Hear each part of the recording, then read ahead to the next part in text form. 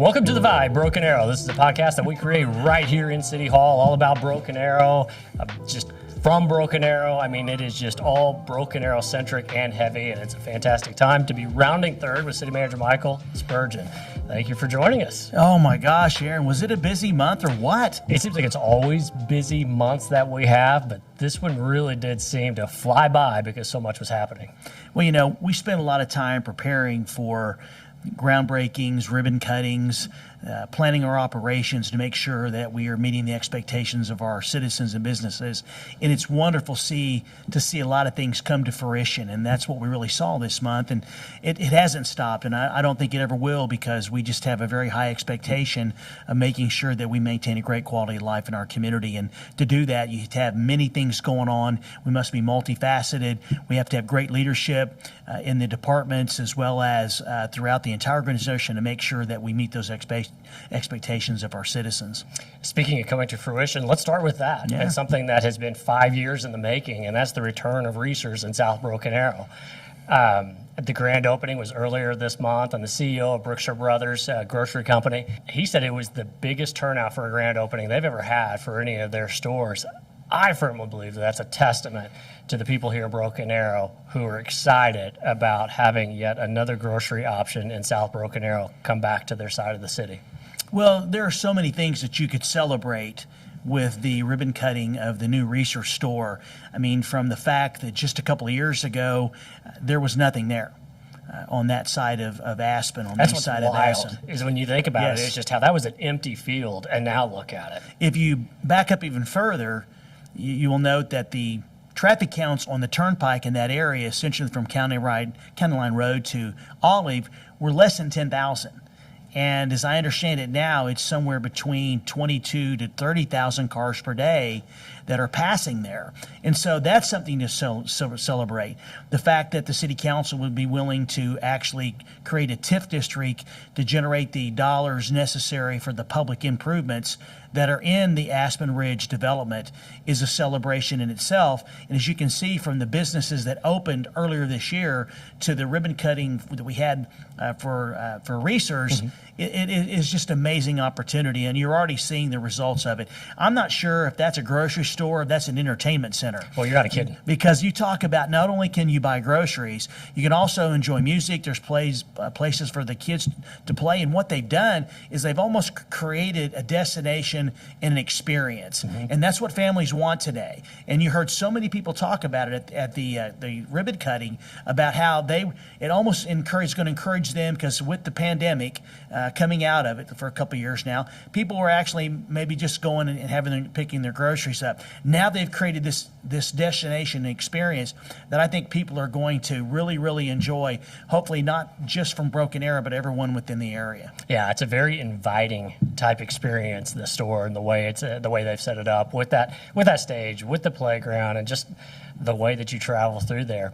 You know, it's one of many businesses that have opened. Chipotle, Come and Go, Chick-fil-A, Panda Express, I think opened 2 days after the Reasors, and there's more to come right there in Aspen Ridge. There's also some more opportunities there in South Broken Arrow. We won't get into those, but we're looking at the west side of Aspen across the street, and then some things happening with shops at Aspen Creek that looks like are really going to start coming to fruition, as you said earlier. Well, let me just share something with the public, because I know a lot of people watch this podcast and then you're going to break it out in reels. That's right. and just short pieces for folks to actually hone in on certain things. The one thing I always try to talk to the folks about when I visit with them specifically on economic development is this. Every piece of property that has the potential for development has its time. And sometimes that is not soon enough for residents. And sometimes, in most cases, it's not fast enough for the mayor, council, and the administration. But if we know, we keep grinding, because that's really what economic development is. It's a grind. It's getting on the phone with site selectors. It's getting on the phone with the company itself and convincing them that this is a great place to make an investment. And once again, we're doing that in Broken Arrow on a daily basis, contacting a lot of different companies. That's what happened when we met with Reasor several years ago. Their officials, we showed them the traffic counts. We showed them the rooftops that had basically been approved and had been built just within a couple of years from when the store closed in 2019, and it proved out that it was a great place to make an investment. And so we're just like everybody else in town. Council and I specifically live here. We want all those businesses that everybody else wants, and we're out there grinding every single day trying to convince them that they can get a return on that investment in Broken Arrow. So hang with us, folks. There's great things happening right now, and as you mentioned, we've got more exciting things that are coming to our city. A lot of work went into the development of Aspen Ridge. A lot of work is going into the development of other parts of South Broken Arrow. Speaking of work, you and council had a work session in August. This was the first of an idea that you have to get them together to brainstorm and talk about some ideas. Our city council meetings are already pretty lengthy because there's a lot of good content in there for them to talk about. But this work session was an opportunity for them not to take any action, but to really brainstorm some ideas. 3 things to note in that work session that I think I want to talk about here just real quickly. The city's acquisition of the grain elevator in downtown Broken Arrow, the long-term plan for sanitary sewer system here in Broken Arrow, and kind of reconciling that with our forecast for growth into the future. And then the other one was Elam Park, and what are the plans for that, and what are we looking at as far as the 2026 general obligation bond election? Talk about that. What was the conversation? Let's start with the grain elevator first. What was the conversation like there? Well, let me step back and talk about the work sessions. If you think about the role and responsibility of the city council, the number one role and responsibility that they have is the creation of public policy, is the implementation of public policy, which is more of the executive branch, city manager, and department heads area, but we need direction from the council. And as a fast-growing city like Broken Arrow currently is and is going to continue, I need a lot of direction from the governing body. They're the ones that ultimately answer to the public. And so I think it's important for them to implement work sessions on a quarterly basis, to sit down, to give them some additional time to look at topics that have been brought to them or the administration would like to bring to them, that we can sit down, we can discuss it in a posted meeting. Everything's copacetic in terms of posting the meeting, like we do any other meeting or special meetings, and discuss 3 or 4 topics, maybe about 2 hours, and just, what do you think about this? What are your thoughts about this? Here's what the staff is thinking with regard to this situation, and getting their input. And from that discussion, there'll be action steps. There'll be direction that the city council members give to my office and the staff. And then what will happen is we will develop recommendations for public policy decisions that they will need to make. And I believe that's government in action. And so we'll be coming back to the council member after each of these sessions and with the direction that they gave us. Now, specifically with regard to the grain tower, grain elevator, council said several months ago is that they wanted to acquire it because they wanted to preserve it. And at that time, they said, once we acquire it, let's sit down and have a conversation about how we would like to go forward. And so we sat down and talked about it last week and had a really good discussion about it. I presented the notion to the council members that we should look at this more holistic from not only the grain tower, but also include the Rose District Plaza, because our farmers market, for example, has pretty much reached its capacity. And so how do we look to expand the opportunities for placemaking, as they call it? That's a technical term. I say getting everybody together. Kind of social gathering type places. Exactly. Saturdays are amazing in Broken Arrow. That's right. For about 8 months out of the year with our farmers market. We also see larger gatherings. People are coming down there more with their kids, especially when the fountain is operational. So council agreed with that. They said, let's take a look at it. We will probably hire an architect to come in and to look at how we could expand the Rose District Plaza and to work in the grain elevator a part of that. Now, specifically with the grain tower, council said they would like to, number one, is paint it and then put a city logo on there that you can see that basically shows that, hey, you are in Broken Arrow. So we're going to be looking at some options for the council to consider with regard to actually painting the tower and then putting a logo on there. And I would think we'd probably have that decision made by the end of the year. And then we'll look at other opportunities. I mean, to me, this is something we're not in a real hurry. We're going to look at what options are out there. Whatever the architect may come back with and council agrees with, Aaron, that may be something that's a project that would end up in the quality of life proposition in the 2026 bond package. Because I think this is something we really need to focus on, because you just look at the success we've had in the Rose District, and this could be another just next level type of activity or improvements that we can make to our downtown. You know, one little nugget that came out of it that Assistant City Manager Kenny Schwab brought up, was that the land that the grain elevator sits on doesn't actually belong to us. It belongs to the railroad. And so there's some negotiations that have to go on with the railroad to either purchase or to lease some of that. And so this is an ongoing conversation. It is. Assistant City Manager Norm Stevens is in negotiations with the railroad to acquire the property that we need. That would, I would essentially, if you know where the plaza is, just south and west of the plaza. And I believe that we will eventually, may take about a year, but we'll eventually get that property. And we're going to look at and anticipate that we do receive it, so that way we can incorporate our plans in terms of expanding that area. And so we're excited about the opportunity. Mainly, I would love the idea to actually get the logo on there. Then we'll look at some other opportunities that could come from actually utilizing the tower. I think you may see some exciting things during the Christmas season that our TED team has planned in use of the grain tower to kind of light up the festivities for holiday season. And so we're excited about that. That was a great conversation. Yeah, no, I definitely agree. Another great conversation was Elam Park. Right now, we're finishing up phase 1 of the playground over there. Should be having that grand opening, should be having that probably in September, I would imagine. But then there's a master plan as far as Elam Park is concerned, put together by an advisory committee of citizens, community members, and that sort of thing. Let's talk about that. We focused quite a bit on the community center, a proposed community center, and a swimming pool for that area. What can you tell me from the work session? Well, as you mentioned, let's always, here's where we are, here's where we were, here's where we are, and here's where we believe that we're going. Broken Arrows like to know that. Mm-hmm. Where were we?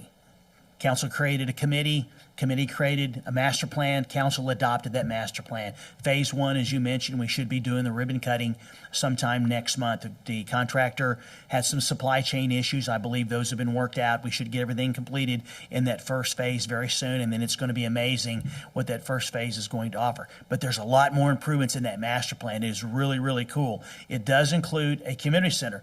Council members have said since I got here that their ultimate vision was to have community centers essentially in all parts of our community. You've got Nienhaus, which would be to the northeast. You've got Central in the central part of the community. And then in the southwest, we got Elam Park.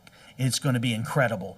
So what are we going to do? Well, council said they'd like to see similarities on all of those. So I think based on the survey and the master plan, council will probably strongly consider putting before the voters in 2026 the building of a traditional community center. Now, what else it would be cool, and what other unique features would residents want to see? Well, the opportunity is real simple. I'd call it splashing. The warmer the water is, the more splashing there is. So council's looking at options of possibly putting some splash features like you would see in a water park connected to the community center. And the warmer it is, the more splashing. Also therapeutically for folks that need the warm water, for especially seniors like myself. Believe me, I mean, I love the warm water for stretching and for therapeutic processes and physical therapy. You could see some opportunities there. And so we're going to be putting some numbers together to show council what that would cost probably early next year as a part of the package. We're going to be discussing it. We'd love to see a combination of that. It's going to be expensive, obviously, with the cost of construction today, especially because it wouldn't be till a few years out. But just think about this, having all the great facilities we have in Broken Arrow, and then being able to add not only a community center, but possibly some water features to it would be pretty amazing for our city. Yeah, no, I agree. You always say that it's really important to have those amenities in every parts of town for folks, so it makes it convenient and easy for them to get to. And this would certainly add to the quality of life that we have here in Broken Arrow. You know, the third item from that work session was the long-term plan for sanitary sewer. 2 scenarios were presented. You want to talk briefly about those and your recommendation to come back to a regular city council meeting here just in the near future for the council to give some serious direction on what we need to do? Well, when it comes to municipal government, I'm going to give you a little bit picture, high view, and then I'll narrow down. I was taught there's basically 4 corners of your traditional engineering of public infrastructure in a city. There's your streets and your roads. There's your water. There's your sanitary sewer, and there's your storm water. And so I think it's the administration's responsibility to be presenting to the governing body, especially in a fast-growing community like Broken Arrow, a plan for those 4 pillars. If you think about it, your entire other infrastructure improvements are the foundation are those 4: water, streets, sanitary sewer, and stormwater. So we have a great plan for streets and roads right now in terms of like street maintenance and road widenings. In the current 2018 bond package, we have about 9 or 10 roads left to be out there. The 2026 package could have anywhere from 10 to 15 additional widenings plus maintenance. Council has given their essentially approval on our long-range water plan. We need to finalize a few things. Stormwater, we've seen improvements in propositions 5 and 6 respectively in terms of addressing not only our stormwater that we're responsible for, but also for areas where there is public-private opportunities. We've had to go to the voters and get approval for that. So that leaves sanitary, which is extremely important. And so the city council looked at some options, and that whether it's to actually add some lift stations in order to actually pump the materials that we receive from the north down to the Lynn Lane or to the Hakey Creek, mainly Lynn Lane, or do we want to look at doing a whole new, start the process of a whole new treatment plant up in the northeast part of our community in order to accommodate where the growth we know is going to be happening. And I'm proud to say that right now the council is leaning towards building a brand new plant. And so we're going to be putting together some information that they requested, and then I believe that council should not make any kind of decisions at the work session. So I recommended, and they agreed, that we're going to have another presentation very similar to what we had at the work session. So everything's on the record, on TV, folks can watch it and see, and then council will make that decision. I think that'll happen sometime this fall, Ryan. Staying with water utilities, and you just hit on one of them when you talked about the long-range water supply, drinking water. This month, council approved the OWRB loan, and this is the loan program that we use annually to pay for capital improvements with our drinking water and sanitary sewer. Almost $22 million worth of projects are going to be funded in part, various phases of these. Are there any that stick out for you? Maybe it's the water, maybe it's the long-range water plan, because I know that's been one of those that's been talked about for a while, and the council approved the study to move forward with that. Now to see it realized that there's like $800,000 of that $21.45 million that we're getting from OWRB is going to go towards some design work for that plan to bring some water from Grand River. Am I speaking out of turn to say that might be one of your favorite projects in this fiscal year 25 plan? Man, water's life. Yeah. I mean, you have to have clean, potable water to be able to maintain your community, be able to take care of the citizens that are here, the businesses, and accommodate the growth that we know Broken Arrow is going to be experiencing. So I go back to those 4 corners. And so the $21 million that council approved that we're going to go out for the customers' sake, it is important for them to know is that we take our responsibility very serious in looking at the condition and doing preventive and long-term maintenance and repairs of our system. Otherwise, if we wait till somewhere down the road, it's going to cost a lot more. You're going to have repairs that are going to need to be made, which is in the end is going to cost you a lot more money. And so we've got a very, I would say, robust 5 to 7 year plan for actually making improvements to both our water and sanitary sewer systems. And this is broken down to about a $10 and $11 million respectively for both of those important areas. And I am super excited about the work that we're going to be doing. We're going to be looking at making sure that we have a redundancy, and that is a second water source to be able to accommodate our customers. So doing the planning and design for possibly being able to tie into our system, give us a better source of water, to make sure that we not only have great water, but also if there's any issues with getting water out of the verdigris or the oxbow, then we're covered. So I think this is not only a great decision by the council and their capacity as the utility authority to authorize these projects so we can come in, give them recommendations on how to proceed with this to make sure that we've got water. And I'm super excited about it. And we've got all those projects for fiscal year 25. Yes. We've got those on the city website. So if folks are interested in seeing those, you can go there and you can look those up. Let me just send a shout out, not to interrupt you, but No. I'm telling you, man, Tim Robbins. Yeah, that guy's fantastic. Wow. I mean, I couldn't be happier having Tim Robbins and Brandy Parks leading the utility department. They're both relatively new leaders. Brandy started last fall as the assistant director, and Tim, who was in engineering construction. I know Charlie Bright really didn't want him to leave, but I mean, Tim's right where he needs to be. You want to talk about customer service, somebody that gets it. He sees the matrix when it comes to water and sewer. I tell you, I couldn't be happier with the job, and I'm telling you, just people are flourishing under him and his department, getting things done for the public. So I just want to send a shout out to Tim and say thank you to him and his entire team for all they're doing for utilities. Yeah, Tim is a team player here and kind of a jack of all trades. And man, I tell you, he's been really important to what we're trying to do here as an organization in the city. And this next one is right up his alley as far as his former role here as construction division manager is OTA's recent approval of the new on-ramp connection out of Events Park. Why is this so important to Events Park and the amphitheater project? Well, once again, here, where were we, where are we, where we're going, okay? Literally in this case. When we sat down with the folks from Notes Live back in August of last year, they talked about they wanted to make sure that if we partnered with them, and the council agreed, that it was going to be a great experience. We agreed with that.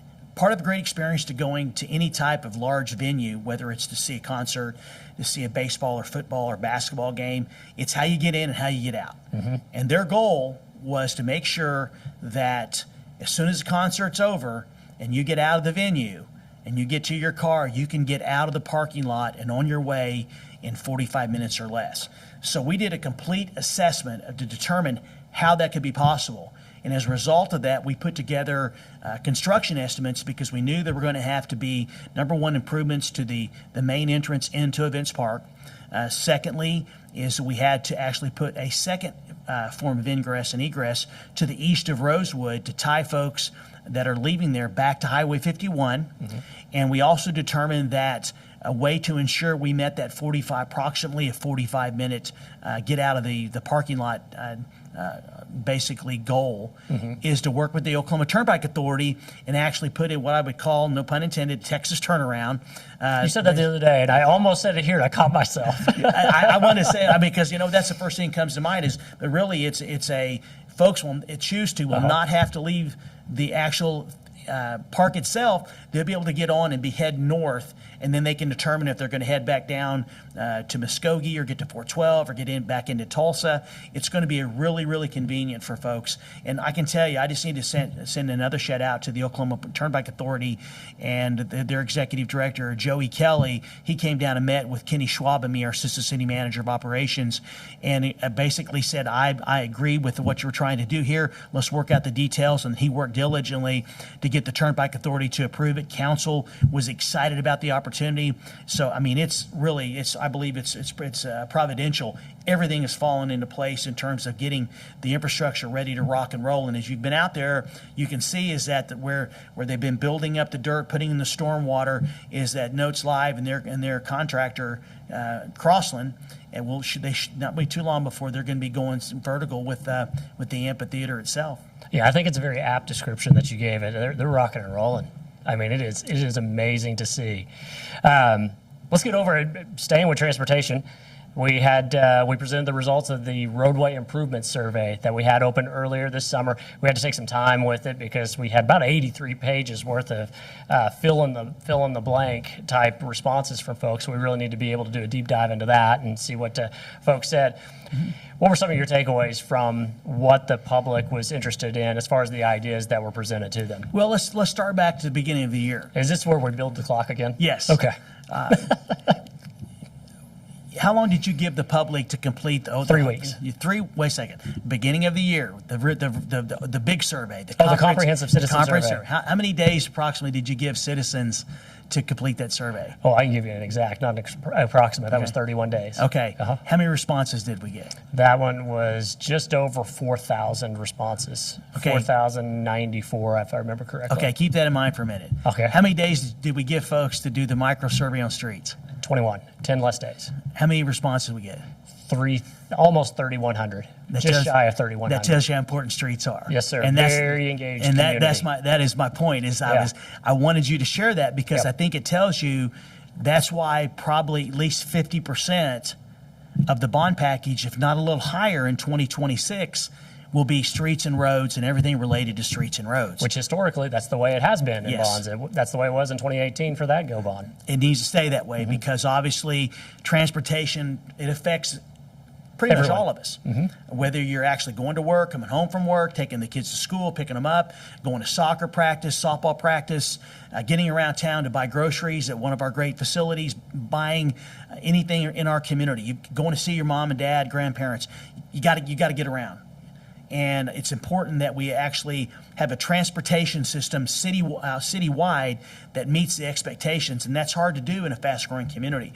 Getting that feedback is important because those people have to vote, and the council wanted to make sure that they heard from the public what is important. And so to see 83 pages of comments, and then to have 10 a top so to speak top 10 list was really cool. Yeah. And it just shows the engagement we have in our city. So now it's our responsibility, and my excitement about this is that the survey confirmed many of the things we already know, what is important. It also shared some areas where I wasn't expecting the public to respond to. And so for me, we have to look at this, knowing that the package in 2026 could be between $375 million and $400 million. Council will have to decide that approximately 175 could be streets and roads. Making sure that we're looking at road widenings, making sure that we need to put in about $3 million a year over 10 years, or $30 million for street maintenance to combine with our sales tax, because our study shows and our plan is we need to spend about $6 million a year to maintain the hundreds of lane miles of road that we're responsible for. And so when you look at this from a bigger picture, you need the public's input. And I'm telling you, the comments we have, many were right on point. Several have caused us to also pause and go back and, okay, that's why we're in this due diligence phase. That's why the council said they wanted to start the preparation for the bond package 2 years in advance. And so what I'm excited about from this fall, we're going to have another work session, and one of the topics is going to be a philosophical discussion about road widenings, how we do them. I mean, do we need to go from 2 to 3, 2 to 5? Do we need 5-lane roads? Or could we do 5 lanes, 3 lanes? It's all about the turning movements. What philosophy do we want to use to maximize the dollars and to get people through our community from point A to point B in a timely and safe manner? So there's a lot of discussions that are going to be had this fall, because it's going to be the administration's responsibility next winter and spring is to start looking at this total package that we're going to submit to the council next summer and then take to the public and get their input. So every dollar matters when it comes to maximizing what we can submit to the voters, what they will support to keep Broken Arrow moving forward with a great quality of life, and streets and roads is the foundation we all stand on. And when it comes to these surveys, that's not the only one that we're doing ahead of the 2026 You bond. want some more surveys, Aaron? Yeah, You're a survey man. We love surveys here. we want to hear from people. The next one, I mean, we're looking at is connectivity, and we'll have a little bit more on that one in a little bit later. But again, these surveys are giving us ideas and feedback for what we need to do to prepare for that 2026 bond. So if you didn't have that chance to hit that micro survey about roadway improvements, you're going to have another chance with connectivity coming up. We hear that all the time. I mean, every time I turn around, somebody in the public or the council, hey, can we connect this area? How come this area wasn't connected? Well, let's get it connected. Okay, we're doing some surveys to determine. We want people to be able to walk throughout this entire community safely. And we've addressed that up around New Orleans Square on New Orleans from Aspen over to Elm Place. We come down Aspen from 101st to 91st. Other areas, we're tying everything together so you can walk around this community, stay healthy, and to be able to get where you want to go if you choose to walk. And it's exciting times right now. It's a lot of work on Charlie Bright, I can tell you. His team is lock and loaded on making sure that we've got a comprehensive review of everything, so when we make decisions and present them to the council for a great package to submit to the voters, we want to make sure that connectivity is a priority. I'm glad we're surveying it. Very exciting times. More exciting times up ahead for 6 individuals associated with the city, 5 employees, 1 city councilor. They are going to be part of the new class of Leadership Broken Arrow. This is a program that's put on by Broken Arrow Chamber of Commerce. Why is leadership development so important to you? Well, I'm going to say this. I love the fact that our chamber has, for over 20 years now, offered Leadership Broken Arrow. I see it as a way for folks that go through the class like yourself, you're a graduate. 24. Class of Sometimes 24. we get a micro focus in the area in which we're working, okay?